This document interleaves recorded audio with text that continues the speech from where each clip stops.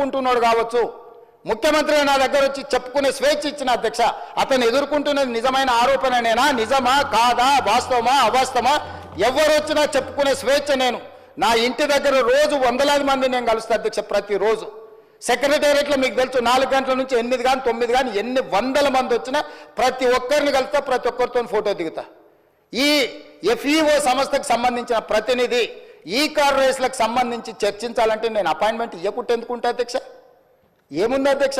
నేను దిగిన ఫోటో అధ్యక్ష, ఆ ఫోటో నేనే దిగిన, వాళ్ళని పిలిచినా నేను.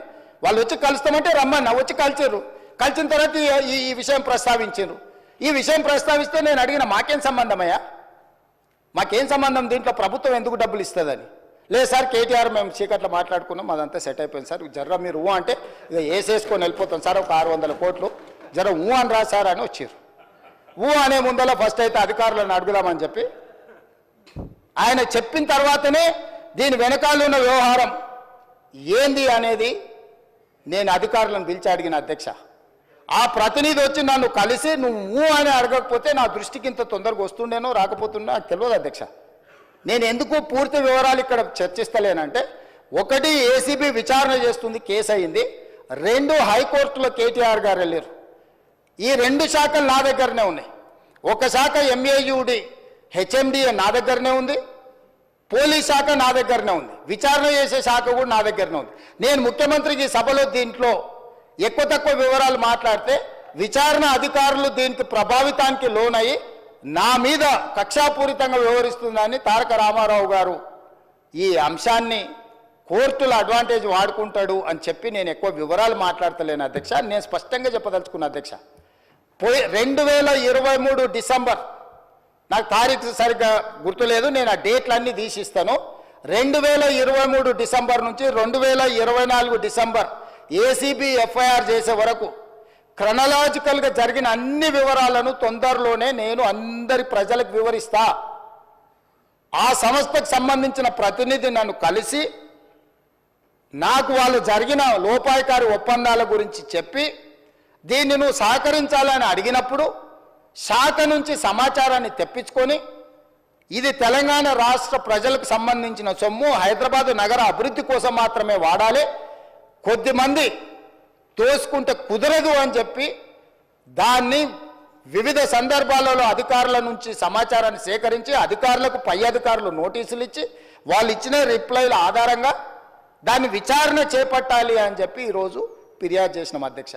సంవత్సరం నుంచి నానుతున్న సబ్జెక్టు, సంవత్సరం నుంచి పత్రికలలో రాస్తున్న సబ్జెక్టు, సంవత్సరం నుంచి టీవీలలో పేపర్లలో చర్చ జరుగుతున్న సబ్జెక్టు. 4 సమావేశాలు జరిగినాయి అధ్యక్ష. మన ప్రభుత్వం వచ్చినాక తమరి నేతృత్వంలోనే, తమరు స్పీకర్ అయిన తర్వాత ఈ శాసనసభ సమావేశం ఒక్కసారి కాదు 4 సార్లు జరిగింది అధ్యక్ష. ఇది 4వ సమావేశం. 4 సమావేశాలలో ఏ రోజైనా ఫార్ములా ఈ రేస్ గురించి బీఆర్ఎస్ ఎప్పుడైనా మాట్లాడిందా అధ్యక్ష? ప్రపంచంలో ఉండే చంద్రమండలంలో ఉండే ధూళి దుమ్ము గురించి అనకాపల్లి నుంచి అమలాపురం నుంచి అమెరికా వరకు కేటీఆర్ గారు అన్ని విషయాలు మాట్లాడిండు. ట్విట్టర్ పిట్ట రోజు విషయాలను ప్రస్తావించిన ఏ రోజు అన్నా ఈ ట్విట్టర్ పిట్ట ఈ ఫార్ములా ఈ రేస్ గురించి ఎప్పుడైనా మాట్లాడిండు అధ్యక్ష? ఇవాళ నిన్న సాయంత్రం నుంచి ఎట్టి పరిస్థితుల్లో చర్చ జరగాల్సిందే, ఈ సభను నడవనీయం. ఏంటి అధ్యక్ష దురహంకారం? 2023 డిసెంబర్లో ఓడించి అధికారంలోకి వెళ్ళి దించారు. ఇంకా వాళ్ళ అహంభావం తగ్గలేదని 2024 పార్లమెంట్ ఎన్నికల్లో డిపాజిట్లు గుంజుకున్నారు అధ్యక్ష. అయినా ఇంకా వీళ్ళు అధికారం పోయినా మారలేదు, డిపాజిట్లు పోయినా మారలేదు. ఈరోజు మెదడు కూడా పోయినట్టుంది అధ్యక్ష వాళ్ళు చేస్తున్న అల్లరి చిల్లర పనులు చూస్తుంటే.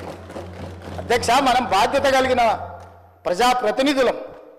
ఇంత కీలకమైన సమస్య చర్చ జరుగుతున్నప్పుడు ఈ చర్చను కొనసాగించి చర్చ పూర్తయిన తర్వాత తీసుకోమని అడగనున్నారు అధ్యక్ష. తమరు అనుమతిస్తే ఏదైనా.